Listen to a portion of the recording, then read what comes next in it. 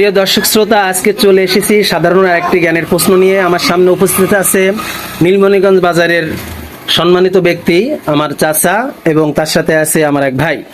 আচ্ছা, আজকের প্রশ্ন আমি বলার সাথে সাথে যদি কোনো প্রিয় দর্শক শ্রোতা জেনে থাকেন অবশ্যই কমেন্টে জানিয়ে দেবেন।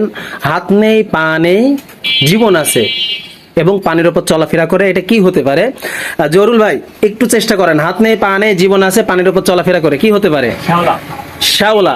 আচ্ছা, আমার জহুরুল ভাই বলেছে শ্যাওলা। এখন আমার চাচা, আপনি বলেন যে কি হতে পারে? হাত নেই, পা নেই, পানির উপর চলাফেরা করে এবং জীবন আছে। টেপা মাছ।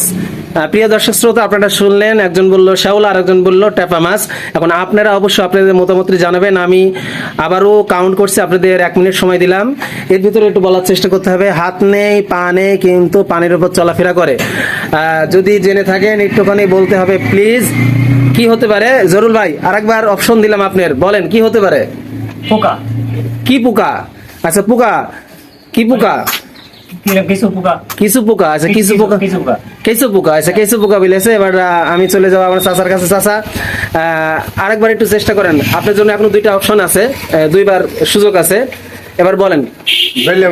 বেলে মাছ। আচ্ছা, হলো না। আবার এবার শেষ সুযোগ। আমি 1 থেকে 10 পর্যন্ত গুনবো, এর ভিতরে আপনাদেরকে বলার চেষ্টা করতে হবে। হাত নেই, পা নেই, জীবন আছে, পানির উপর চলাফেরা করে। 1, 2, 3, 4, 5, 6, 7, 8, 9 আর কাউন্ট কর। সাপ। উত্তর সঠিক। আমার চাচা উত্তর সঠিক দেওয়ার কারণে আমার পক্ষ থেকে একটা ছোট্ট পুরস্কার থাকবে। প্রিয় দর্শক শ্রোতা, যদি ভিডিওটি ভালো লেগে থাকে অবশ্যই লাইক, কমেন্ট করবেন এবং শেয়ার করে দিবেন।